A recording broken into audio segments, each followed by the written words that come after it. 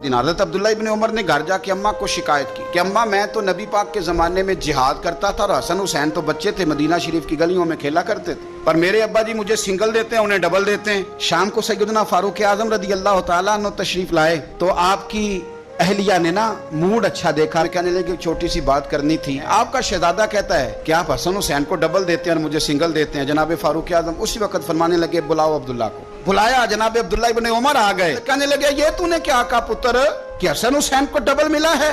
फरमाया बता क्या तेरी माँ का नाम भी फातिमा ज़हरा है, तेरे बाप का नाम भी अली मुर्तजा है, और पुत्र बोल के बता क्या तेरे नाने का नाम भी मोहम्मद मुस्तफा है?